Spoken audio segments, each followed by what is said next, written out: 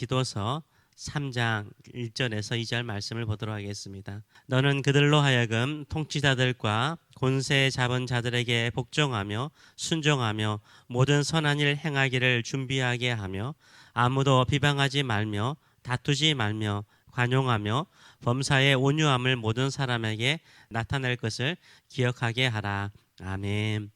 오늘 이 말씀을 가지고 늘 기억해야 할 믿음의 자세, 늘 기억해야 될 믿음의 자세라는 제목으로 같이 은혜를 나누기로 원합니다. 우리가 끊을 수 없는 관계가 있다면 여러 가지가 있지만 정부와의 관계, 인간관계입니다. 어디에 살아도 그 사회를 다스리는 정부가 있습니다. 어디에 살아도 다른 사람들이 살고 있습니다. 정부와의 관계, 인간관계에 대해서 성경은 어떻게 설명을 하고 있습니까? 오늘 본문은 정부에 대해서 다른 사람의 관계에 대해서 말을 하고 있는데요. 누구나 아는 내용입니다. 누구나 짐작하는 하나님의 명령입니다. 그래서 사도 바울은 뭐라고 말합니까? 그들에게 기억나게 하라라고 말하고 있습니다. 기억나게 하라. 정부에 대해서 다른 사람의 관계에 대해서 새로운 교훈이 아니라는 것입니다. 이미 너희가 배운 교훈이라는 것입니다. 혹시 잊고 살고 있다면 다시 한번 기억하라고 말을 하고 있습니다. 그렇죠. 우리는 자주 잊어버립니다. 너무 잘 안다라고 생각을 합니다. 그래서 잊어버립니다. 자주 잊어버리는 게 뭡니까? 하나님의 말씀이에요. 성경 말씀이에요. 그래서 반복적으로 듣고 기억해야 되는 것입니다. 그렇다면 이 세상의 통치자나 지방 정부에 대해서 우리 그리스도인들은 어떻게 살아야 될까요? 순종하라 라고 말씀하고 있습니다. 1절의 말씀을 보게 되면 너는 그들로 하여금 통치자들과 권세 잡은 자들에게 복종하며 순종하며 모든 선한 일 행하기를 준비하게 하라라고 말하고 있습니다. 통치자들이나 정부에 대해서 순종을 해야 되죠. 정부가 만든 법들을 잘 따라야 되고요. 정부가 국민들에게 요구하는 의무들을 잘 지켜나가야 됩니다. 왜냐하면 이 세상의 정부나 통치자들도 하나님의 지배 아래 있기 때문인 것입니다. 이들을 통해서 하나님께서 이루시고자 하는 뜻과 목적이 있기 때문인 것입니다. 하나님께서 정부와 통치자들을 세운 목적이 무엇입니까? 선한 일을 권장하고 선한 일을 장려하고 악을 징벌하기 위해서 정부와 통치자들을 세운 것입니다. 정부가 선한 일을 권장하고 악을 징벌하는 건전한 정부라면 적극적으로 협조하고 나라의 법에 순종해야 됩니다. 각 나라마다 악한 자들이 있죠. 못된 자들이 있습니다. 각 나라마다 악한 자를 징벌하기 위해서요. 경찰이 있고 검사가 있고 법원이 있고 감옥이 있는 것입니다. 각 나라마다 선한 일을 위해서 세금을 거두어 드립니다. 제방이라든지 도로를 건설하는 공공정책을 추진하고요. 가난한 자들을 구제하는 일을 하고요. 각종 법을 통해서 사회 질서를 유지해 나가는 거죠. 이런 기본적인 정부의 기능을 잘하도록 그리스도인들은 정부와 법률에 순종해야 됩니다. 또한 정부가 선한 일을 추진할 때는 어떻게 됩니까? 더 적극적으로 하라라고 말하고 있어요. 1절의 하반절을 보게 되면 모든 선한 일 행하기를 준비하라 라고 말하고 있어요. 나라가 가난한 자를 구제하고요. 복지를 추진할 때는 교회와 그리스도인들이 더 적극적으로 하라는 거예요. 더 적극적으로 도와주라라고 말하고 있습니다. 갑작스러운 재난이라든지 전염병으로 고통하는 사람들이 있죠. 정부가 막 돕고자 해요. 돈이 필요하죠. 이제는 교회가 더 적극적으로 참여해서 정부에 협조하라라고 말하고 있어요. 이거는 정치적인 색깔이나 상관없는 거죠. 힘들고 어려울 때 정부가 조직적으로 도울 때는요. 교회가 적극적으로 도와주라라고 말을 하고 있습니다. 지금 시대는 거의 대부분이 독재하는 나라도 있긴 하지만요. 민주주의 국가입니다. 국민들의 투표를 통해서 정권이 세워지기도 하고 바뀌기도 합니다. 이때 그리스도인들조차도요. 내가 지지하는 정당이나 지도자가 아니라고 불순종하거나 또 끊임없이 비판하는 교인들도 있곤 합니다. 물론 선호하는 정당이나 정책이나 정치적인 신념들이 각각 다를 수 있습니다.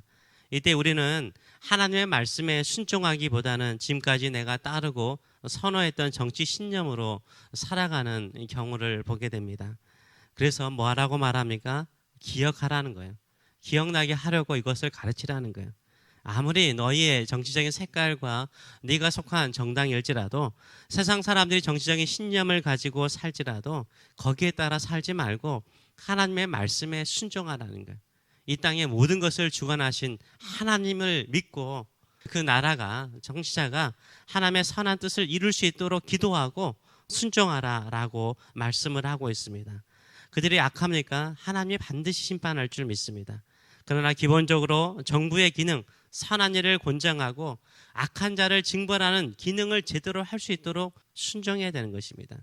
그래서 기억하셔야 되는 것입니다. 세상 사람들과 똑같이 정부를 대하는 방식이 아니라 하나님의 말씀에 순종하여 나가시는 저와 여러분 되시길 축원합니다.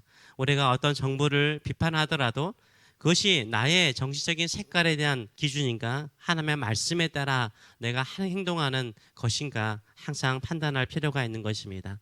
둘째로는 살면서 가장 힘든 관계가 인간관계라고 말하죠.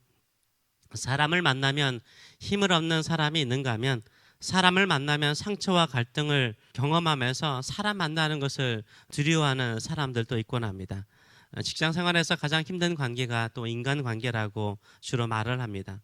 우리 그리스도인들은 다른 사람에 대해서 어떤 자세를 가지고 살아야 될까요?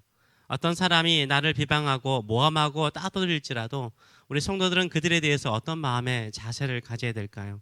소극적인 자세 두 가지와 적극적인 자세 두 가지를 언급하고 있습니다. 2절의 말씀을 보게 되면 아무도 비방하지 말며 다투지 말며 관용하며 범사의 온유함을 모든 사람에게 나타낼 것을 기억하게 하라라고 말하고 있습니다. 소극적인 자세는 무엇입니까? 아무도 어느 누구도 비방하지 말래요. 두 번째는 뭡니까? 다투지 말래요. 아무도 비방하지 말고 다투지 않는 자세를 취하라라고 말하고 있어요.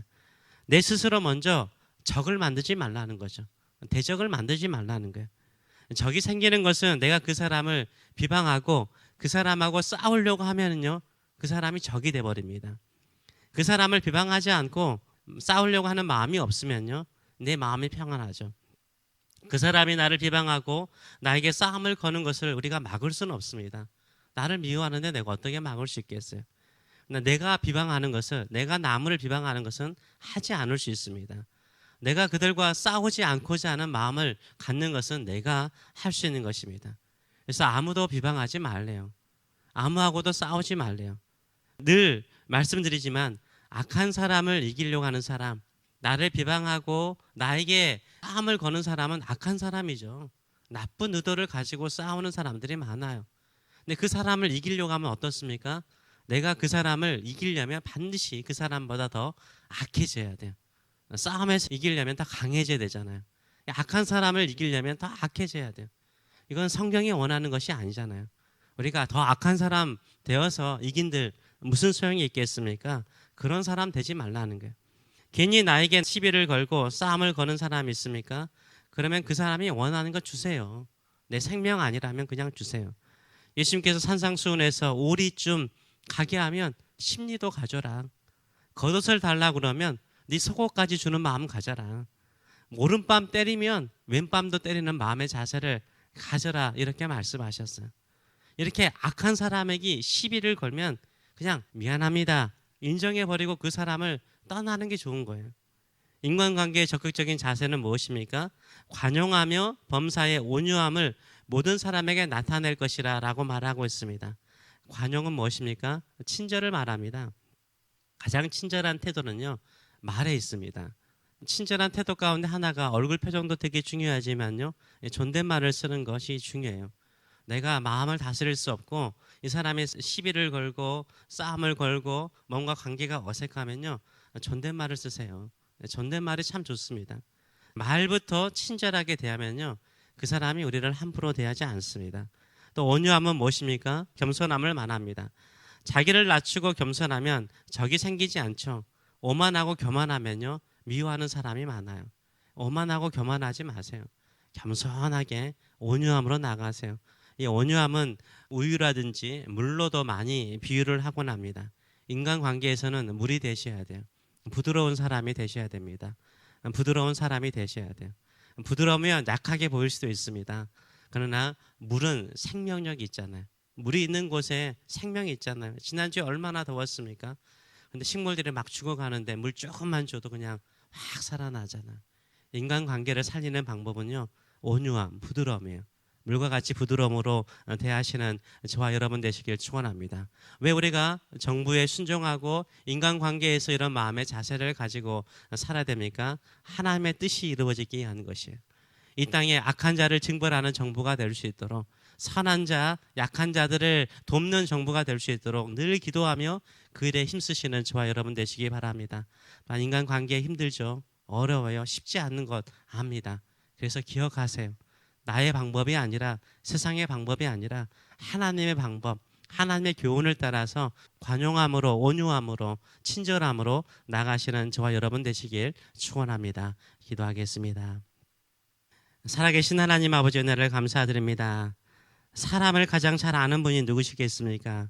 사람을 창조하신 하나님이 우리의 본성과 우리의 기질과 우리의 성격을 잘 압니다.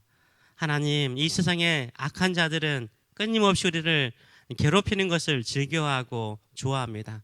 그때 우리가 그들에게 악으로 대하고 동일하게 비방하고 동일하게 싸움을 통해서 하나님의 선한 뜻을 이루기보다는 악한 사람의 의도를 따라 사는 저들의 삶들이 되지 않게 하여 주시옵소서. 오늘도 기억합니다. 주의 말씀에 순종하는 자 되게 하여 주시고, 크리스찬들이 기도하는 그 수많은 정부들이 선한 일에 힘쓰는 정부가 되게 하여 주시고, 악한 자를 징벌하여서 공의를 세우는 나라가 될 수 있도록 은혜 도하여 주시며, 좋은 일, 선한 일을 나라가 하고자 할 때 교회와 성도들이 적극적으로 협조하여서 주의 선한 뜻을 이루는 저희들의 삶들이 될 수 있도록 축복하여 주시옵소서. 모든 사람들에게 늘 관용하게 하소서, 친절하게 하소서, 늘 온유함으로 물과 같이 부드러움으로 대하는 저희들의 삶이 되어서 그들의 생명을 구하는, 그들의 영혼을 구원하는 저희들의 삶, 하나님의 선한 뜻을 이루는 저희들의 삶이 될 수 있도록 축복하여 주시옵소서. 감사드리며 예수님의 이름으로 기도하옵나이다. 아멘.